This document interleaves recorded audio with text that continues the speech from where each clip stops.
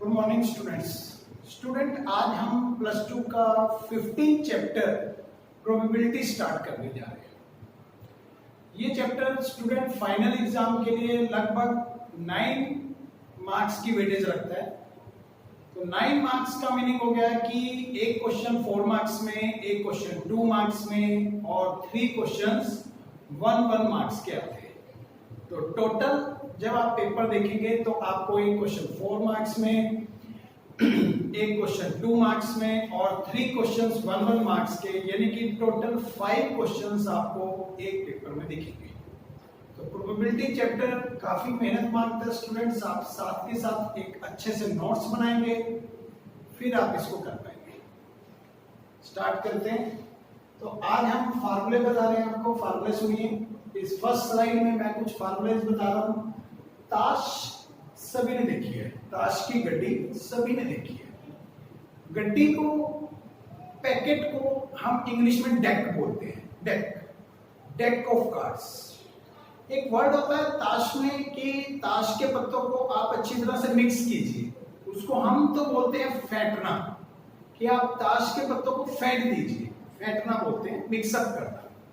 उसको इंग्लिश में बोलेंगे student shuffling of the cards. ये 2 वर्ड आप जरा तैयार कीजिए। कहीं पे लिखा हो डेक ऑफ कार्ड्स तो समझ जाना चाहिए कि ताश के पत्तों की पैकेट की बात कर रहा है, गड्डी की बात कर रहा है। तो deck of cards. Shuffling of cards का मीनिंग हुआ कि पत्तों को अच्छी तरह से मिक्सअप करना, उनको ऊपर से उठा के नीचे, नीचे से ऊपर ऐसे डालना, वो शफलिंग कहलाता है। तो ये 2 टर्म भी आपको क्लियर होनी चाहिए। अब ताश के पत्तों में हमें 52 कार्ड्स को जब हम ब्रेक करते हैं तो हमें पता है कि 13 पत्ते हुक्म के होते हैं, 13 पत्ते चिड़ी के होते हैं, 13 ही पत्ते पान के होते हैं और 13 ही पत्ते ईंट के होते हैं, क्योंकि टोटल 52 पत्ते होते हैं ताश में। अब अगर आपको आज के ये क्वेश्चन इंग्लिश मीडियम में जाना है तो आपको ये सभी हुक्म, चिड़ी, पान, ईंट इंग्लिश में भी पता होना चाहिए कि किसको क्या बोलते हैं। तैयारी कीजिए। हुक्म के लिए इंग्लिश में वर्ड बोलते हैं स्पेड। एक बार आप भी बोले स्पेड, SPADE, स्पेड। चिड़ी के लिए बोलते हैं क्लब, सिंपल वर्ड है क्लब। पान के लिए सबको पता है हार्ट, और ईंट के लिए भी सभी याद कर लेते हैं डायमंड। प्रॉब्लम आती है हुक्म और चिड़ी में, यहां डाउट होता है। तो स्पेड और क्लब। इसकी शेप देख लें। हुक्म के पत्तों के ऊपर कुछ इस तरह की शेप बनी होती है, एक यूं कह सकते हैं एक लीफ बना होता है। यहां पे देख रहे हैं चिड़ी के लिए कुछ इस तरीके की शेप, और हार्ट के लिए सबको पता है यही शेप होती है, और डायमंड के लिए ईंट टाइप की शेप है। ठीक है। तो अगर कोई हमसे पूछता है कि ब्लैक कार्ड्स कितने होते हैं प्लेइंग कार्ड्स में, तो हम बोलेंगे 26। रीजन क्योंकि 13 + 13 26। अगर कोई हमसे पूछता है कि रेड कार्ड कितने होते हैं टोटल, तो हम बोलेंगे 26। 13 + 13 26। टोटल कार्ड्स कितने होते हैं 26 + 26 52। और ये जो मैंने 4 कैटेगरीज बताई हैं इसको इंग्लिश में बोलते हैं सूट्स। तो ये प्लेइंग कार्ड्स के सूट्स कहलाते हैं। फिर एक सूट की बात करते हैं, किसी भी एक सूट की। हर सूट में 1 से लेकर 13 तक के पत्ते किस तरीके से रिप्रेजेंट होते हैं वो देख लीजिए। एक नंबर को रिप्रेजेंट करने वाला पत्ता 1 से नहीं मेंशन होता है, उस पे किसी भी प्लेइंग कार्ड पे 1 नहीं लिखा होता, बल्कि लिखा होता है A for 1। तो ये 1 नंबर की वेटेज रखता है और इसको हम इक्का बोलते हैं। एक 2 से लेकर 10 नंबर तक के पत्तों पे नंबर लिखा होता है। 2 number card, 3 number card, 4 number card, 5 number, 6, 7, 8, 9, 10। इन पे ये नंबर लिखे होते हैं। हम अपनी लोकल लैंग्वेज में 2 को बोलते हैं तुक्की, 3 को बोलते हैं तिक्की, ऐसे बोल देते हैं हम। तो ये भी आपको पता है कि ये नंबर्स कार्ड पे लिखे होते हैं। और जे नंबर के लिए होता है जैक, यानी कि गुलाम। हो सकता है आप इसको गोला बोलते हो, गोला भी बोलते हो कुछ लोग। क्या उससे बनता है क्वीन, यानी बेगम। सभी लोग इसको बेगम ही बोलते हैं, रानी बहुत कम लोग बोलते हैं, बेगम बोलते हैं सभी लोग। और के से बनता है किंग, राजा बहुत कम लोग बोलते हैं, बादशाह सभी लोग बोलते हैं, बादशाह। तो टोटल बादशाह अगर आप बात करें तो 4 होते हैं। अब स्टूडेंट को कंफ्यूजन होता है कि 4 कैसे हो सकते हैं। क्योंकि स्टूडेंट्स एक बादशाह हुक्म का होता है, एक बादशाह चीड़ी में मिलेगा, एक बादशाह आपको पान के पत्तों में भी मिलेगा, एक बादशाह आपको डायमंड में भी मिलेगा। तो टोटल 4 किंग होते हैं हमारे पास। अगर मैं पूछ लूं कि रेड किंग कितने होते हैं, फिर आप 2 बोलने वाले हैं। अगर मैं पूछ लूं क्लब में किंग्स कितने होते हैं, तो आप 1 बोलने वाले हैं। तो आपको लैंग्वेज पर पूरा ध्यान देना है। हम बोल रहे हैं किंग्स तो 4, हम बोल रहे हैं रेड किंग्स तो 2, हम बोल रहे हैं किंग ऑफ क्लब तो 1। तो किंग ऑफ क्लब का मीनिंग बना कि मैं आपसे कह रहा हूं कि किंग चाहिए लेकिन चिड़ी का चाहिए, तो फिर एक ही होता है। तो ये आपको डाउट अच्छी तरह से तैयार करने हैं। क्या उससे बनता है क्वीन यानी बेगम, जे से बनता है जैक। बोलना सीख ले आप, इनको बोलना और याद कर लें। जैक क्या होता है, जे से लेटर से लिए होता है। क्यों क्वीन के लिए होता है के, किंग के लिए होता है, और ए फॉर एस होता है। इसको क्या बोलते हैं स्टूडेंट्स, एस। ठीक है, इक्का। अब अगर आप इन पत्तों को कभी देखते हैं ताश में, तो इन पे कुछ अजीब अजीब फोटोज बनी होती हैं, जिनको हम गुलाम, बेगम या बादशाह के नाम से पुकारते हैं। बादशाह के सिर पर एक मुकुट होता है और गुलाम के सिर पर कोई मुकुट नहीं होता। तो आप इससे पहचान सकते हैं।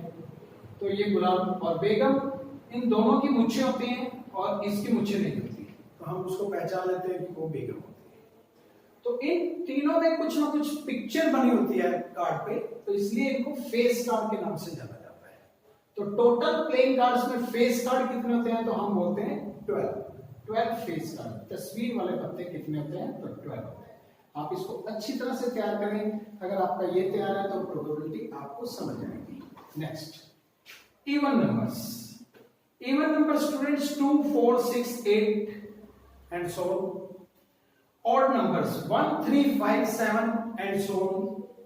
प्राइम नंबर्स जरा ध्यान से तैयार कीजिए। मैंने 30 तक के सभी प्राइम नंबर्स लिखे हैं ब्लैक बोर्ड पे, बाकी फिर मैंने डैश कर दिया है। तो 1 से लेके 30 में जो प्राइम नंबर्स आते हैं, प्राइम नंबर्स का मीनिंग होता था कि वो नंबर जो अपने खुद की टेबल पे डिवाइड होते हैं और किसी के साथ डिवाइड नहीं होते। तो या तो 1 पे डिवाइड होते हैं या अपनी खुद की टेबल पे डिवाइड होते हैं, तो उनको बोलते हैं प्राइम नंबर्स। हिंदी में आप बात करें तो इनको आप बोलते थे अभाज्य नंबर।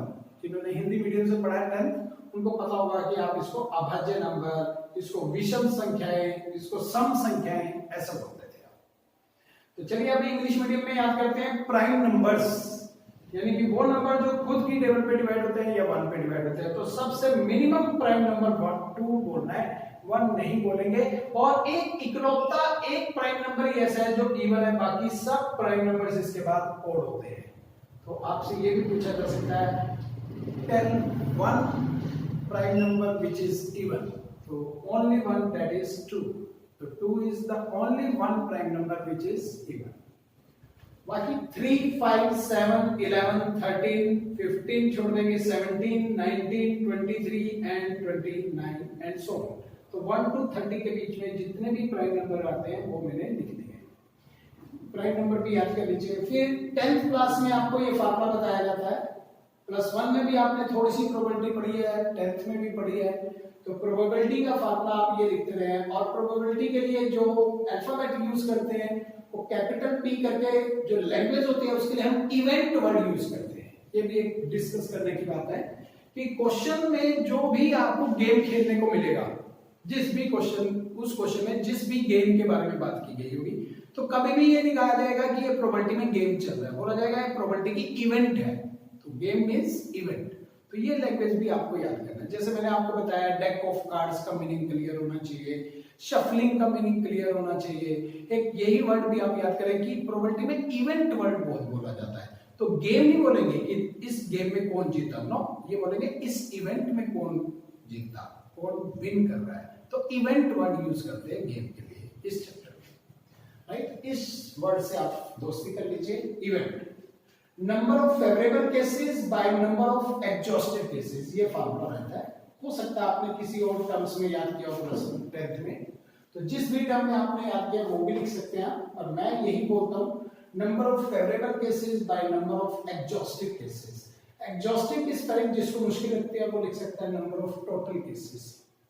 बाकी टोटल केसेस लिखना एक चीप लैंग्वेज है, अगर एग्जॉस्टिव केसेस लिखते हैं तो ये एक इंप्रेसिव लैंग्वेज है। तो मेरा सजेशन आप एग्जॉस्टिव याद करिए, N of FC, N of EC. ये इसकी फुल फॉर्म बनती है। अगर आप ऐसे एब्रिविएशन में लिखना चाहते हैं तो टीचर्स को समझ आ जाता है। फिर अगला फॉर्मूला हम बता रहे हैं कि प्रोबेबिलिटी का कभी भी आंसर निकाल रहे हैं चैप्टर में, पूरे 15 चैप्टर में जब भी आप किसी प्रोबेबिलिटी का आंसर देखेंगे तो आपको आंसर 0 से 1 के बीच में मिलेगा। कभी भी 1 से बड़ा आंसर आए तो अपने आंसर पे चेक कीजिए कि मेरी कोई गलती रही होगी तभी आंसर 1 से बड़ा है। किसी भी प्रोबेबिलिटी का आंसर 1 से बड़ा नहीं आ सकता। हाँ, पूरा 1 आ सकता है, एग्री, पूरा 0 आ सकता है, एग्री, लेकिन 0 और 1 के बीच में ही आता है, कभी भी इससे बाहर नहीं आएगा। तो एग्जैक्टली 0 जब आंसर आता है तो इस तरीके की इवेंट को डेड इवेंट बोलते हैं, नल इवेंट या फिर डेड इवेंट, नल इवेंट भी बोल सकते हैं। और जब प्रोबेबिलिटी का आंसर पूरा 1 आता है तो इस तरीके की इवेंट को एक स्पेशल नाम दिया जाता है, श्योर इवेंट। जैसे मैं कहूं कि आपको डेड इवेंट का एग्जांपल मैंने बना के दिखाना हो तो मैं बोलूंगा find the probability of getting a boy in girls school. तो मैंने आपसे पूछा कि वो प्रोबेबिलिटी बताइए जिसमें बॉय स्टूडेंट कितने होंगे इन गर्ल्स स्कूल। तो गर्ल्स स्कूल में बॉय स्टूडेंट 0 होंगे, तो इसलिए प्रोबेबिलिटी क्या बनती है, 0। ऐसे ही मैंने पूछा कि find the probability of getting number 7 in a die. तो डाई में 7 आ ही नहीं सकता। आपको पता है, अगर आपको डाई के बारे में पता है कि डाई में तो 1 2 3 4 5 6 होता है, तो 7 तो कभी भी नहीं आ सकता। तो 7 या फिर बॉयज का मिलना गर्ल्स के स्कूल में, ये दोनों डेड इवेंट्स के एग्जांपल बनाए। अब स्टूडेंट कहता है कि एक श्योर इवेंट का एग्जांपल भी बोल के दिखाइए, तो हम बोलते हैं find the probability of getting number less than 7 with a die, number less than 7 with a die. तो हमने कहा कि आपको वो नंबर चाहिए जो 7 से कम हो डाई के अंदर। तो डाई में 1 से लेकर 6 तक के सभी नंबर अब आपके लाइकिंग में आ रहे हैं, आपके फेवर में आ रहे हैं, क्योंकि हमने कहा नंबर लेस देन 7। तो 7 से कम में आपको 6 के 6 एक्सेप्टेबल है, वो 6 के 6 नंबर्स आपको विन कर सकते हैं, आपको जीत दे सकते हैं। तो इसलिए वो टोटल 6 के 6 केसेस बनते हैं। तो 6 ऊपर आएगा, 6 से नीचे आएगा, कटने के बाद वो 1 बन जाता है। तो इसलिए इस तरीके की इवेंट को बोलते हैं श्योर इवेंट। एक ये क्या लिखा है स्टूडेंट, इसको ए के ऊपर बार दिख रहा है आपको, लेकिन बोलते हैं ए नॉट, नॉट ए नॉट, कैसे भी बोल सकते हैं। तो मैं ना के लिए वर्ड यूज कर रहा हूं, नॉट, NOT, नॉट। तो ए नॉट या नॉट ए कुछ भी पढ़िए आप, प्रोबेबिलिटी ऑफ ए नॉट निकालना है तो कैसे निकलता है, 1 माइनस पी ऑफ ए। ऐसे ही अगर पी ऑफ ए निकालना है तो 1 minus P of A not से भी कैलकुलेशन कर सकते हैं। तो आप इस फार्मूला को भी याद कर लीजिए। फार्मूले बहुत सारे हैं प्रोबेबिलिटी में, लेकिन फर्स्ट एक्सरसाइज में जिसको मैं आज शुरू करने जा रहा हूं उसमें सिर्फ ये 6 फार्मूलास की हेल्प से आप काम कर पाएंगे। प्रोबेबिलिटी ऑफ गेटिंग एटलीस्ट 1, इस शब्द को जरूर याद कीजिए। एटलीस्ट 1 वाले क्वेश्चंस को करने के 2 3 मेथड हैं, लेकिन जिस मेथड से मैं सिखाता हूं उसमें मैं हमेशा अपने स्टूडेंट्स को एटलीस्ट 1 वाला क्वेश्चन 1 माइनस नन से सिखाता हूं कि आप 1 कर दीजिए, माइनस कर दीजिए और ये सारी लैंग्वेज को नन में कन्वर्ट करके लिख दीजिए। Probability of getting at least 1 event, तो लिखेंगे probability of getting none event, ऐसा कुछ लिखेंगे, ठीक है। तो जब क्वेश्चन करेंगे तब ज्यादा आपको समझ आएगा। तो एटलीस्ट 1 वाले क्वेश्चंस हम प्रॉमिस कर रहे हैं कि जब भी कभी एटलीस्ट 1 वाले क्वेश्चन आएंगे तो हम उनको नन से किया करेंगे और 1 माइनस। और कभी अगर एटलीस्ट 2 आया या एटलीस्ट 3 आया उसमें ये फार्मूला नहीं लगाएंगे, सिर्फ ये फार्मूला एप्लीकेबल है एटलीस्ट 1 के लिए, 2 के लिए नहीं है। अगर कोई क्वेश्चन हमारे बुक में है, कुछ क्वेश्चंस जिनमें एटलीस्ट 2 भी लिखा आएगा, फिर ये फार्मूला आप अप्लाई नहीं कर सकते कि यहाँ पे फिर आप कुछ और समझने लगे कि 2 पे भी एप्लीकेबल होगा, 3 पे भी। तो ओनली एटलीस्ट 1 के लिए फार्मूला बनाए कि probability of getting at least 1 event 1 minus probability of getting none event. तो ये टोटल 6 फार्मूलाज आपको 2 बार पढ़ने हैं और आपको सब कुछ याद करना है। स्टूडेंट्स, अब मैं आपको बताना चाहता हूं कि प्लस 2 में टोटल कितने प्रकार की प्रोबेबिलिटीज हमारे सिलेबस में रह गई है। पहले स्टूडेंट्स थोड़ी ज्यादा होती थी, लेकिन इस बार थोड़े कुछ टॉपिक्स काट दिए गए हैं। तो टोटल 5 टाइप्स की प्रोबेबिलिटी अभी भी प्लस 2 में बची है। तो उनके नाम कोशिश कीजिए आप याद कर पाए, पांचों के नाम आज ही याद कर पाए। दो के नाम तो आज मैं ब्लैक बोर्ड पे भी दिखा दूंगा आपको। तो वो 5 नाम कौन कौन से हैं स्टूडेंट्स? सबसे पहले एक प्रोबेबिलिटी का नाम है कंडीशनल प्रोबेबिलिटी। नाम याद कीजिए students, conditional probability. Second probability को बोलते हैं multiplicative law of probability, multiplicative law of probability. और थर्ड हमारे पास आती है independent events, independent events probability. और फोर्थ हमारे पास आती है students law of total probability, law of total probability. और फिफ्थ हमारे पास आती है बेस थ्योरम, बेस थ्योरम। तो टोटल 5 टाइप्स की प्रोबेबिलिटी प्लस 2 में है।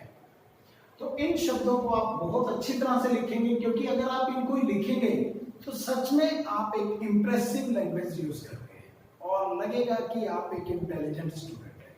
तो आप इन लैंग्वेजेस को, इन वर्ड्स को बार बार पढ़िए और इनको यूज करना सीखिए। कंडीशनल प्रोबेबिलिटी के बारे में मैं कुछ बताना चाहूंगा। जब भी कभी इस तरीके से पैटर्न से लिखा जाए, स्लैश पैटर्न से, मैं इसको अपॉन ना बोल करके स्लैश बोलना चाहूंगा। जब हम अपॉन लिखते हैं तो वो बिल्कुल 100% न्यूमरेटर बाय डिनोमिनेटर पैटर्न होता है, वो अपॉन कहलाता है मैथमेटिक्स में। हम इस तरीके से जो तिरछा लगाते हैं होता ये भी अपॉन है, लेकिन आप इसको स्लैश समझें। और कंडीशनल प्रोबेबिलिटी हमेशा स्लैश पैटर्न से लिखी जाती है, ए बाय बी ऐसे, या फिर A by B by A B, B by A, C by A B, कुछ भी ऐसा, समथिंग बाय समथिंग। तो इसको क्या पढ़ना होता है स्टूडेंट्स? तो जब भी कभी इस तरीके से लिखा है तो इसको पढ़ना सीखें। ये लिखा गया है कि इस समय जो काम हो रहा है वो ऊपर वाला है, जिस इवेंट को, जिस गेम को इस समय हम प्ले कर रहे हैं वो ऊपर वाला गेम कर रहे हैं, और जो नीचे लिखा जाता है वो ऑलरेडी हो चुका है, वो पास्ट होता है, फ्यूचर नहीं होता स्टूडेंट्स, वो पास्ट होता है। तो अगर कभी लिखा जाए P of A by B, तो क्या समझ रहे हैं आप? Probability of occurrence of event A, currently जो हो रहा है वो इवेंट A हो रहा है, गेम A नहीं बोल रहे। मैंने आपको पहले बताया था प्रोबेबिलिटी चैप्टर में गेम वर्ड नहीं बोलूंगा, मैं इवेंट वर्ड बोलूंगा। Probability of occurrence of event A, तो इस समय गेम कौन सा चल रहा है? A चल रहा है। When event B already occurred, वो पहले से ही हो चुका है। तो इसका ये मीनिंग रहता है। अब एक बार फिर समझें, D बाय ABC। तो जब हम D गेम को खेल रहे हैं तो इससे पहले कौन कौन से गेम हो चुके हैं? ABC पहले ही हो चुके हैं। तो इसको कैसे लिखा जाएगा? Probability of occurrence of event D, इस समय इवेंट D हो रही है, when event A, B and C already occurred, वो पहले से ही हो चुकी है। तो ये आपको, मुझे लगता है, समझ आने लगा होगा कि जब भी कभी ऐसा लिखा हो तो अब हम समझ जाएंगे कि इस समय ये काम हो रहा है और ये पास्ट में हो चुका है। A के समय B हो चुका है, या B के समय A हो चुका है, और D के समय फिर ABC हो चुका है, और B के समय फिर A हो चुका है, C के समय फिर A और B हो चुका है, ऐसा कुछ। और एक चीज होती है multiplicative law of probability. Multiplicative law of probability कब लगानी चाहिए सर? तो उसकी पहचान मैंने लिखी है आपके लिए।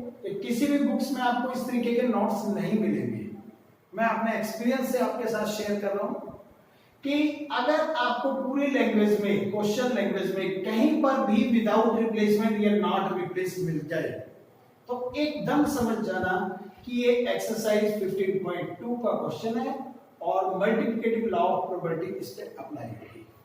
यानी विदाउट रिप्लेसमेंट या नॉट रिप्लेस्ड वाले क्वेश्चंस में हमेशा multiplicative law of probability he apply होती है। ये कहीं भी बुक में नहीं मिलेगा आपको, मेरे एक्सपीरियंस से मैं आपके साथ शेयर कर रहा हूं। और अगर आप एलिमेंट बुक यूज कर रहे हैं तो आज का लेक्चर मेरा टोटली कंसर्न्ड होगा एक्सरसाइज 15.2 के साथ।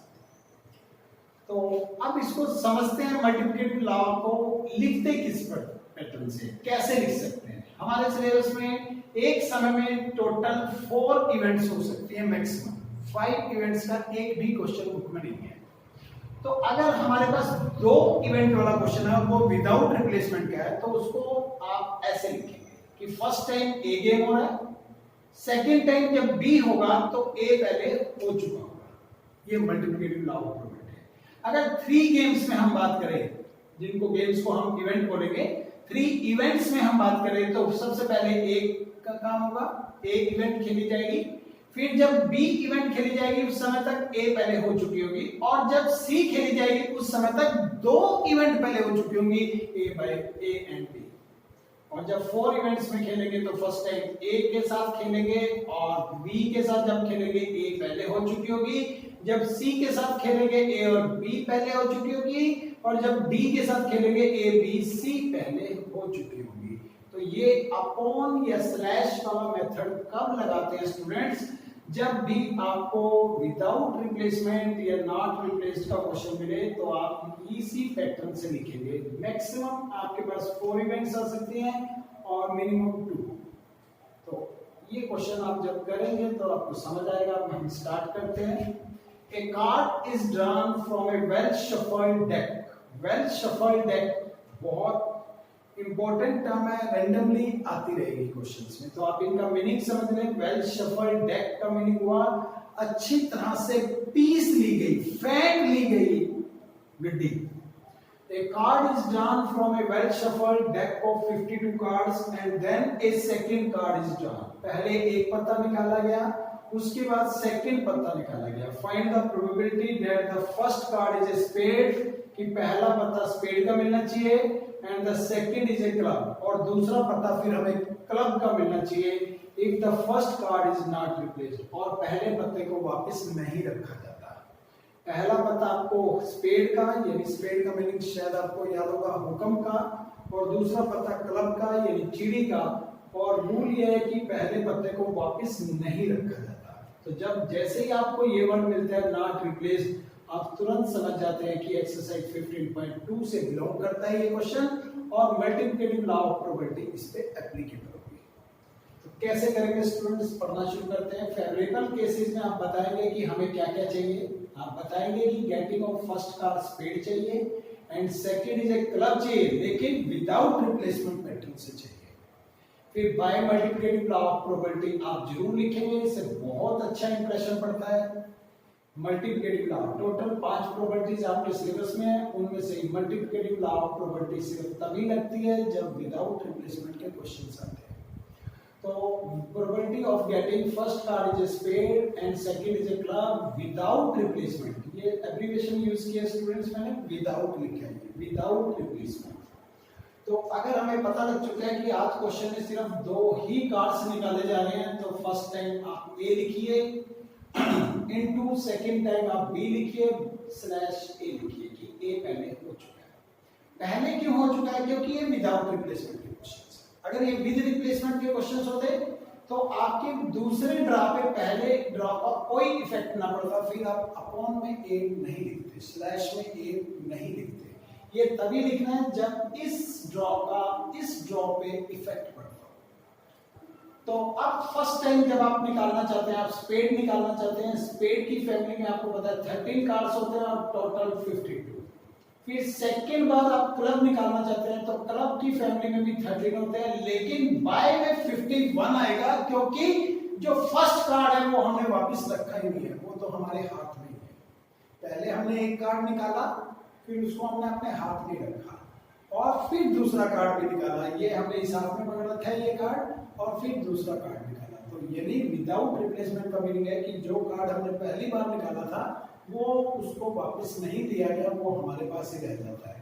तो सेकंड टाइम फिर डिनोमिनेटर में 51 आएगा, क्योंकि विदाउट रिप्लेसमेंट से पढ़ रहे हैं। तो आप कैंसिल करेंगे, जो कट जाएगा फिर 13/2 104 आपका आंसर आ जाएगा। 13 एंड 52 बहुत कटता है, 17 और 51 बहुत कटता है, ये टर्म आप याद कीजिए। 3 कार्ड्स आर ड्रॉन, इस बार हमें 3 कार्ड्स निकालने हैं सक्सेसफुली। मैंने बताया था आपके पास 2 इवेंट्स, 3 इवेंट, 4 इवेंट तक जा सकता है ये question. 3 cards are drawn successfully without replacement, तो तुरंत समझ जाते हैं आप ये एक्सरसाइज 15.2 से लिंक्ड है, यानी मल्टीप्लिकेटिव लॉ ऑफ प्रोबेबिलिटी से लिंक्ड है। और from A pack of 52 well shuffled cards, 52 पत्तों के पत्तों में से 3 पत्ते निकाले जाते हैं, यानी 3 निकाले जाते हैं। तो आज आपको फार्मूला ये वाला लगाना है, ए फिर बी बाई ए फिर सी बाई ए बी। और उसके बाद लिखा गया what is the probability that first two cards are king, पहले दो कार्ड किंग है, and the third card is an ace, और तीसरा पत्ता इक्के का है। फेवरेबल केसेस में फिर वही लैंग्वेज हमने बता दी, getting of first two cards are king and the third is an ace without replacement. By multiplicative law of probability, heading डाल के probability of getting first two cards are king and third is an ace without replacement लिखने के बाद अब आप तीन card को किस तरीके से रिप्रेजेंट करेंगे? First time P of A लिखेंगे, फिर second time P of B by A लिखेंगे, और थर्ड टाइम आप C बाय AB लिखेंगे। और फिर फर्स्ट कार्ड के लिए जब आप किंग निकालने जा रहे हैं तो टोटल किंग्स 4 होते हैं और नीचे 52 आएगा, और वो पत्ता वापस नहीं रखा जाएगा। फिर दूसरा भी हम किंग ही लेने जा रहे हैं, तो जब सेकंड टाइम हम किंग लेने जाएंगे तो अब अंदर किंग 3 रह चुके हैं, क्योंकि टोटल 4 होते हैं, एक तो हम निकाल चुके, तो 3 बाय 51 आ जाएगा इस बार। और तीसरी बार दोबारा से 4 क्यों आया? क्योंकि हम कैटेगरी चॉइस बदल लेते हैं, हम इस बार मांगते हैं कि हमें इक्का चाहिए, तो इक्के तो अभी चारों के चारों अंदर है, तो 4 बाय 50 आएगा। फिर नीचे डिनोमिनेटर बदलता रहेगा, क्योंकि 52, 51 और 50। लेकिन यहाँ पे 2 क्यों नहीं आया? 3 के बाद 2 नहीं, क्योंकि ये इक्के की फैमिली में चले गए। ये यहाँ दोनों हम फर्स्ट टाइम हम किंग्स में रहते हैं कि यहाँ भी किंग चाहिए, यहाँ भी किंग चाहिए, तो पहली बार 4 किंग्स है हमारे पास, फिर सेकंड ड्रॉ करते समय हमारे पास सिर्फ 3 किंग्स रह जाएंगे, लेकिन थर्ड पत्ते में हमारे पास चारों को चारों इक्के हैं, तो इसलिए 4 बाय 50 हो जाएगा। और कैंसिल सबको करने के बाद हमारा 2 बाय 5525 आंसर आ जाता है, और ये हमारा आंसर होता है। जब भी डिनोमिनेटर बड़ा हो और न्यूमरेटर छोटा हो तो आपके पास एक हिंट होता है कि हमारा आंसर ठीक होगा। क्यों? क्योंकि प्रोबेबिलिटी का आंसर 0 से 1 के बीच में आता है, और 0 से 1 के बीच में तभी आ सकता है जब न्यूमरेटर छोटा रहे और डिनोमिनेटर बड़ा रहे। तो आपको इससे थोड़ा सा चांस मिल जाता है, थोड़ा सा शक पड़ जाता है कि हमारा क्वेश्चन ठीक होगा। तो question complete. Next question, students. 3 balls are drawn successfully from a box containing 6 red, 4 white and 5 blue balls. हमारे पास एक बॉक्स है जिसमें 6 रेड हैं, 4 वाइट हैं और 5 ब्लू बॉल्स हैं। उसमें से हमें 3 बॉल्स निकालनी है। Find the probability that these are drawn in order. First हमें रेड चाहिए, फिर वाइट चाहिए, फिर blue, if each ball drawn is not replaced.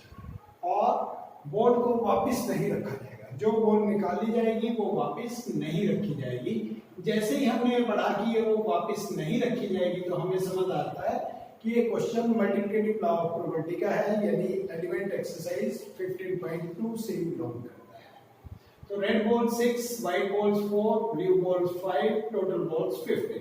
Favourable cases है getting first red, second white, third blue without replacement.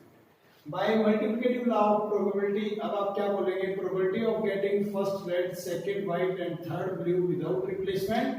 तो आपको ऐसे लिखना होगा, क्योंकि 3 इवेंट्स हैं, तो पहली बार A, फिर second time B by A और third time C by AB।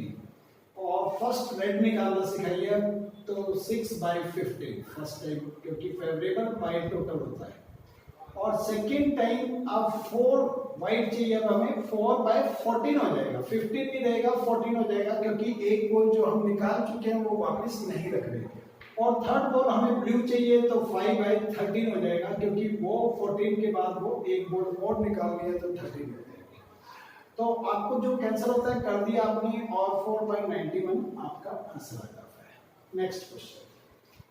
A bag contains 19 tickets. एक बैग है जिसमें 19 टिकट्स हैं, नंबर 1 to 19, उन पे नंबर लगा दिया गया 1 to 19.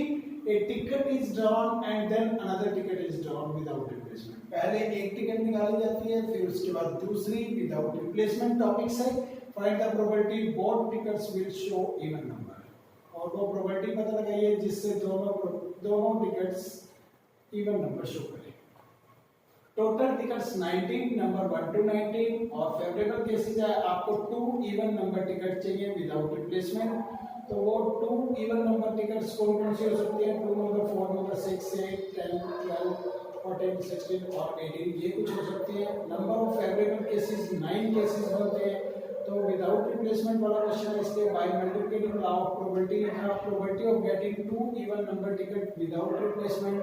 तो 2 में हम कैसे लिखते हैं, ए और सेकंड टाइम बी बाय ए, और फर्स्ट टाइम जब हम टिकट निकालते हैं इवन नंबर तो 9/19 होगा और सेकंड टाइम 8/18 होगा, क्योंकि पहले ही टिकट को हमने वापस नहीं रखा। जब कैंसिल होता है, कैंसिल करने के बाद 4/19 हमारा आंसर आ जाता है।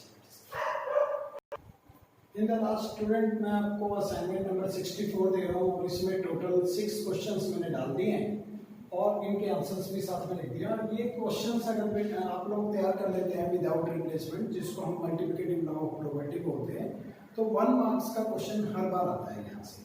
तो आप इसकी तैयारी कीजिए ताकि आपका 1 मार्क 100% बन जाए। Thank you students.